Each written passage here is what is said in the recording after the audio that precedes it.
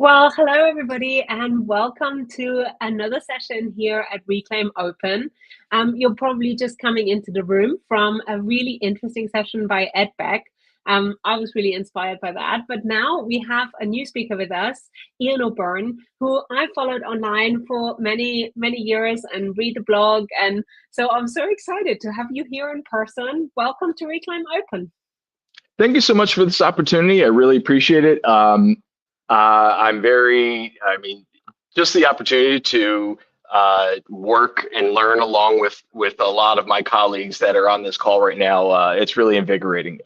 Most importantly, I just wanted to say that I recognize that a lot's happening on the world, on the planet. And so hopefully those of you that are out there are mentally and physically okay, and folks that are around you are okay.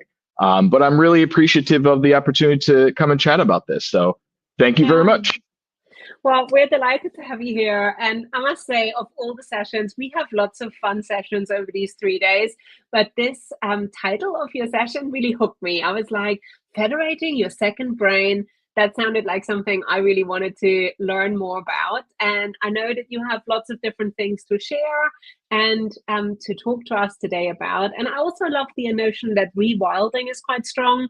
We had a couple of sessions yesterday, like Alan Levine did one session on rewilding, and he was blogging about that as part of the blogathon yesterday.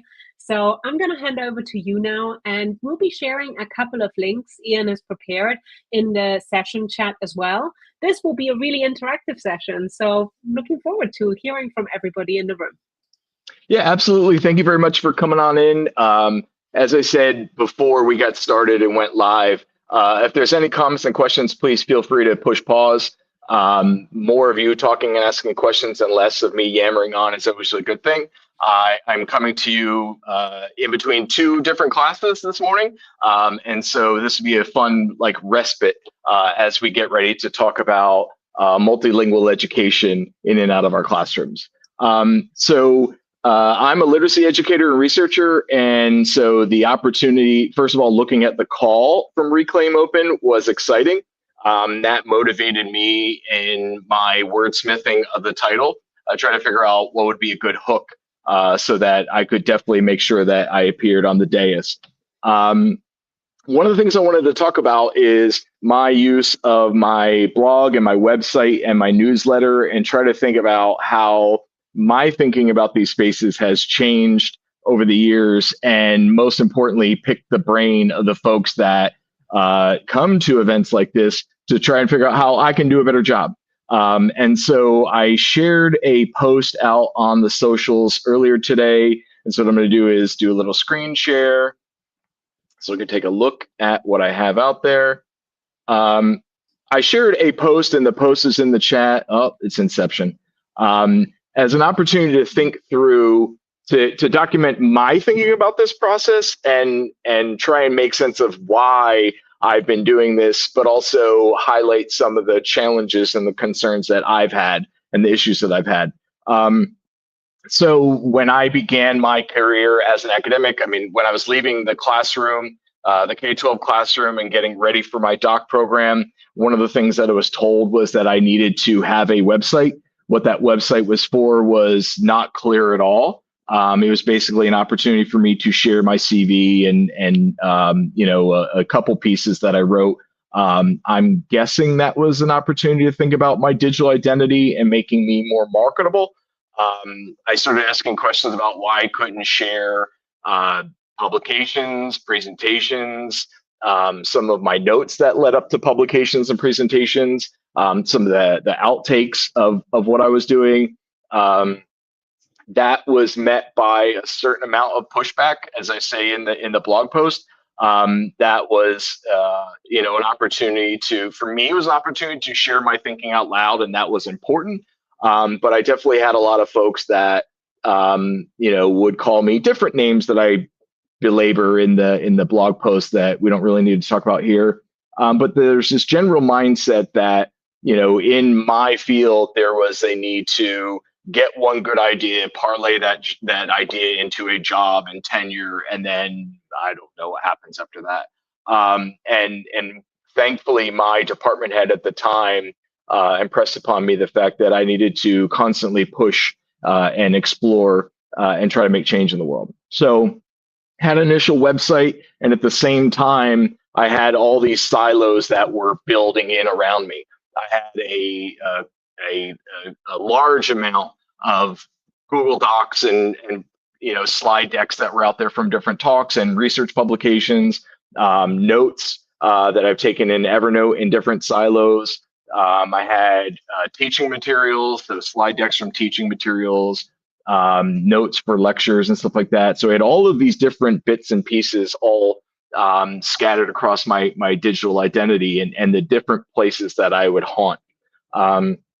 In my own teaching and in my own research, I was focused on indie web philosophies and playing with that in my own work. I was playing a lot with thinking through domain of one's own and how I could empower my students, pre-service teachers, as bloggers to create their identity online and ultimately have their students create it in their future K-12 classrooms. But I wasn't really doing that myself. As already been referenced by Maren, I would spend time blogging, and most people see my avatar online and they like my avatar more than me. But I didn't feel like I was pushing what I could do to its fullest extent. So I was blogging and I had my information in different silos. About a decade ago, when I was leaving one institution and going to another, I wanted to try and create a space for folks to follow along with my ideas as I would learn and share. And so one of the things that I did was I created a newsletter. So a decade ago, created a newsletter. Most of this was because I saw really cool people like Doug Belshaw and Laura Hilliger. They were doing newsletters, and other people far smarter than me were creating newsletters. So it's an opportunity to create a newsletter to document, what I was seeing, what I thought I was seeing happening in the world of technology and education, and what I thought this meant for my work and people I worked with. So at this point, I've got a blog, all these different silos of different fountains of information or lack thereof, notes stuck in Evernote, newsletter issues stuck in MailChimp and elsewhere, and then blog posts, podcasts, all sorts of other stuff. Maren, what questions do we have so far? Well, there's a lot of comments, so I've been following the chat. So Lee, aka Ready Writing, made a comment around, being told that their PhD program to have no web presence at all, since it was a fad and unprofessional. So I thought I'd read that one out, as that will resonate with many people in the room. Jim, lots of love from Jim for this project, and also home network development that you haven't mentioned, but like that seems to be something everybody is aware of as well. And we've had lots of other comments as well about people being really interested in this sort of sense of that federated second brain, and maybe you can unpack that for us a little bit. Yeah, absolutely. Well. So first things first, so in the post that I initially shared out that's out there, I basically just outlined my thinking about all this. I, along with this presentation, put together a lot of notes on my digital garden that I will explain in a minute. And then also there's a secondary post that's in the chat here about federating the self. And in that, I try to unpack some of the tensions that I feel. So I think that it's absolutely correct that, this idea of like, we shouldn't put anything out online, that comes and goes. It's really problematic right now. At my institution, that will remain nameless, one of the things that we're thinking about is there is this push to use Elsevier and these online CV platforms. We've had a number of years where we would push all of our content and material to like academia.edu and ResearchGate, which is problematic on different levels.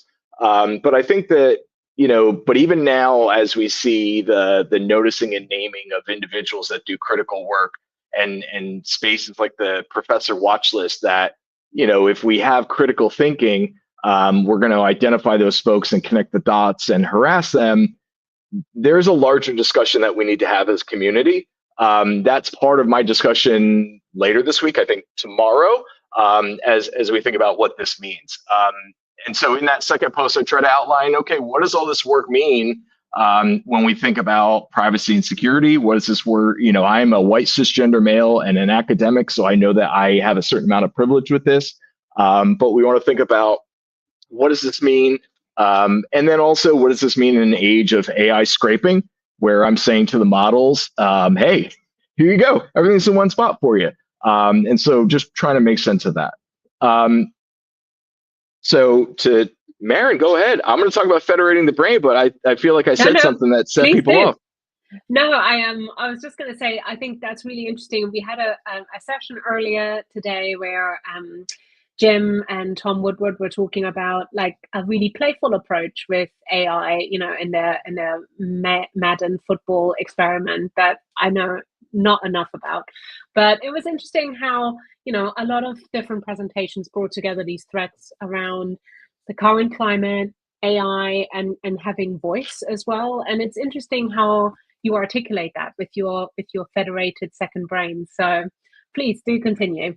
Trying to make sense of it. And so at this point, I realized a couple of years ago that I had my blog, and I would think out loud on a number of topics. So I've played with digital badges and web literacy and literacy. I've played with, I think I was talking a lot about like cold brew coffee recipes, just using it as a space to think out loud. And then I tried to do more of what I asked my students to do, is just write about what's important to them and keep it weird. And so I was putting more of my voice into my blogging. I also had the newsletter, and I had these different silos of information. And so a couple of years ago, I remember sitting in one of my Zoom calls, and I would just start asking friends, about, do they build like their own personal wiki? Do they have a spot where they can sort of like connect the dots for other people? Because one of the things I feel like is, when we come to a session like this might be my first time meeting you. We may have interacted online at different places. You like my avatar more than you like me. But is there, as you first meet someone, you're in the middle of the story. And so there's the opportunity to, is there the opportunity to use digital spaces to take one or two steps out and figure out, okay, what else does this person do? And then, so for me, you could say, well, okay, I met you through recent work I have in like computational thinking and coding. And in my work, I see there's a lot of similarities between making and micro credentials and certs, and then, think about AI and machine learning. And so is there a way to like meet someone in the middle of the story and see the other breadcrumbs that they left behind? And so I've been trying to figure out, how do I build that space? And so what I've been doing is, I settled on Obsidian, a plain text markdown file editor, for a number of reasons. I belabored it in my website. But I settled on Obsidian, and then began the process of figuring out, how do I get all of my content into into markdown files so that I can display on Obsidian? And then how do I show that first for my knowledge management? And then how do I set this up to make a digital garden, I said, in my thinking. So what does that look like? So one of the things that begins with is, if I have, Google Docs, if I have other information that I want to share through Obsidian, how can I create a markdown file? One of the most fun things that I had was trying to get information out of MailChimp and get it into a plain text markdown file to get it into Obsidian.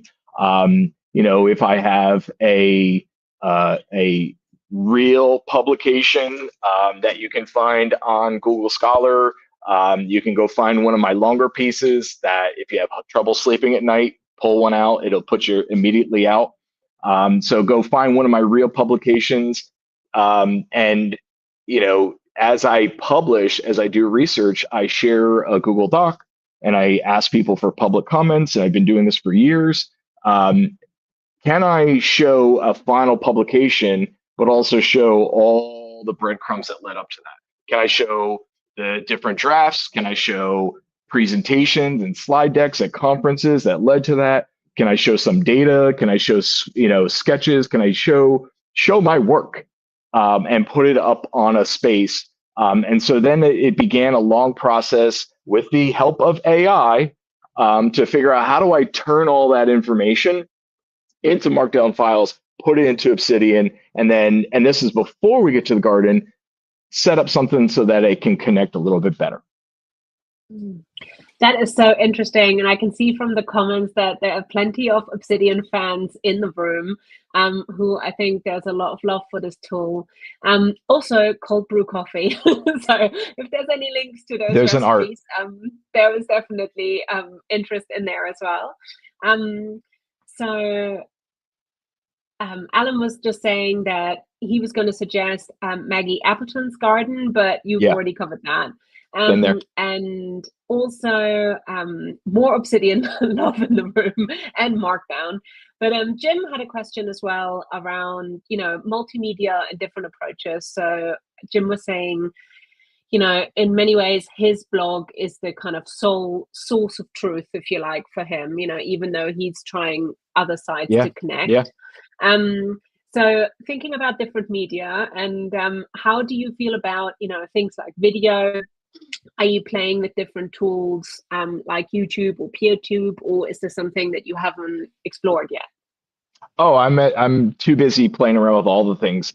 I think it's the microcasting and stuff like that. I went down a rabbit hole the last couple days looking at friends of mine online, and I'm like, why am I not doing that? And so the topic of source of truth is really, really fascinating. And so one of the challenges that I've had is, and I can show you, we're all visual learners here. So let's do an entire screen. And so this is my Obsidian garden. And so this is basically all of my information. And so I have different buckets of information. And as I bring in content, I generally put it in the consume bucket. And so this is basically podcasts that I listen to. I use a program called Snipped that will basically give me tags. I have events and conferences, books that I've read. So every book that I read, I basically make a note about that book and my notes from it. The nice thing is that the Kindle app, you can pull in those comments. There are tools out there like Readwise that you can pay to have it do it. Videos, so as I watch way too much YouTube content that's there. Web clippings is all of my bookmarks and stuff like that. So I pulled my bookmarks away from Pinboard and elsewhere. And then AI chats is, as I have queries and use AI tools, I want to figure out a way to make sure that I integrate that into my knowledge management system, but also keep it separate. And then as stuff comes in and it percolates and I take notes, then I move to develop, which is I basically build bigger ideas. In my analogy, I have seeds and plants and trees or evergreen trees, but it's just a way to show growth over time. And then the last thing I have is when I create stuff. So create is where I moved my newsletter to Obsidian. And so my newsletter begins as a plain text file, and then it gets copy pasted, pushed out to Button Down. I'm not entirely happy with that. I think that there's better ways. I can see a world when I publish it through my Reclaim hosting. My blog posts, so all of my blog posts begin here, and then I smith them up a little bit better. That's not the word I want to use, but the day's long already. I'm journaling in here. I have my materials for classes, but generally this is my Obsidian website, my Obsidian vault. And so this is just on my computer. And then if I go to my, this is what it looks like online. So what I've done is I basically took that mess of my learning management vault, which is always super messy, and then I published parts here on my online digital garden. And the hope is, and I have a guide for how to deal with this, but the hope is that you can, here is a recent issue of the newsletter. The hope is that this is where the source of truth would be, but there's all the stuff behind the scenes. And so the idea of the source of truth, this is my public facing website, my blog, my longer, I guess, more well thought out, more hashed out ideas. And then this is the digital garden, to use some of the parlance that's out there. But this is where I sort of like try to connect the dots for people, and let them see where ideas come from and how they evolve.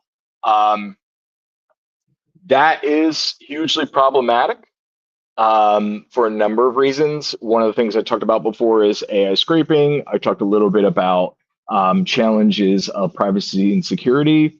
Also, one of the things I want to indicate is that as a literacy educator, as someone that teaches reading comprehension, and did research on online reading comprehension back in the day, and is about to teach a class about language and literacy.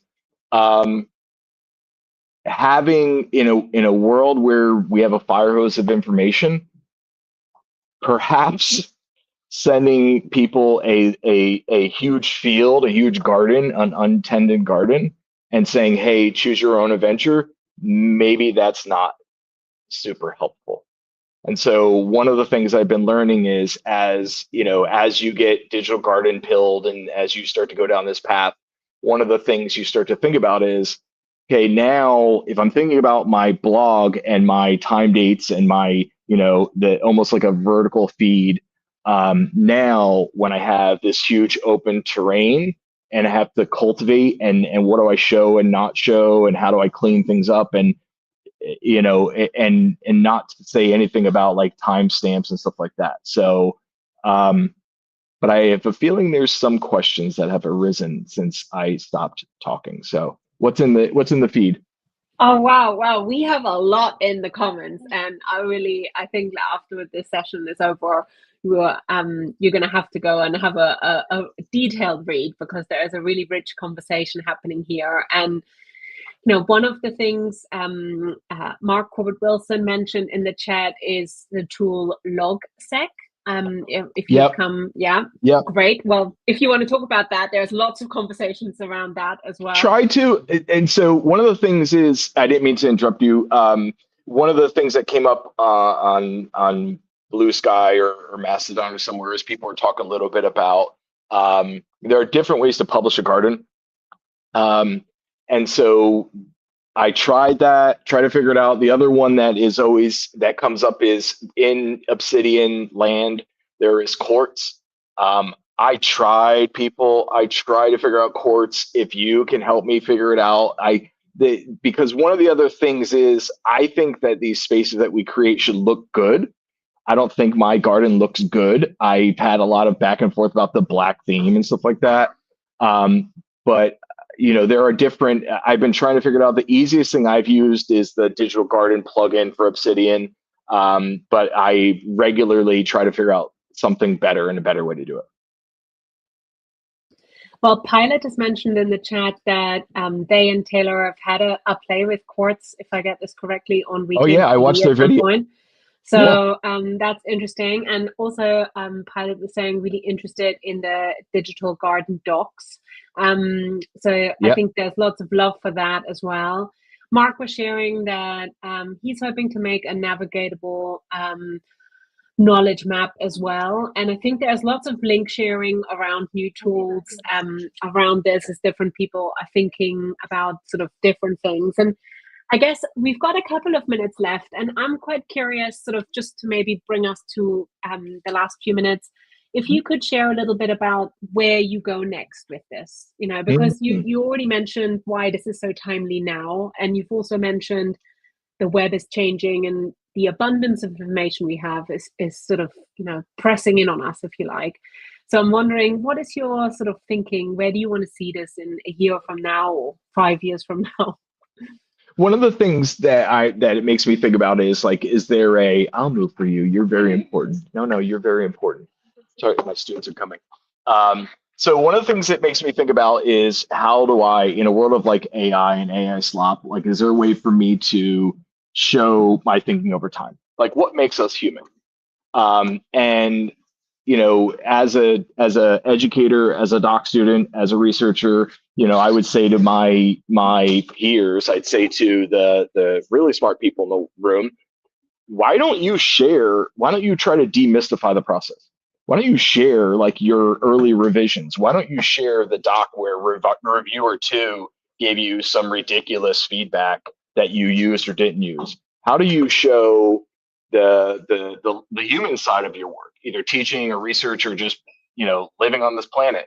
And so my hope is to continue doing the newsletter there, solidify that, try to run as much stuff as I possibly can on that, get better connectivity between like my digital garden and my website.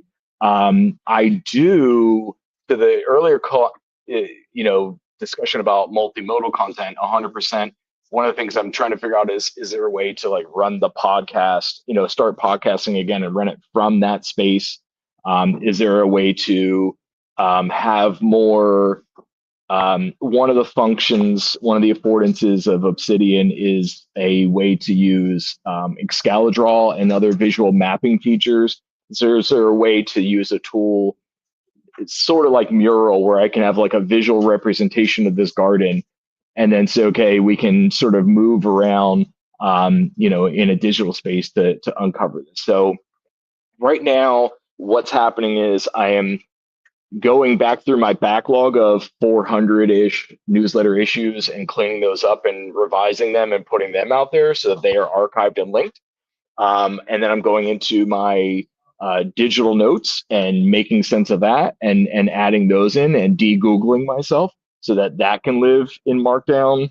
I am also my pubs, like my real pubs, I'm trying to have those available online so I can say to colleagues, like, here's the pub, but then here's the story behind the story.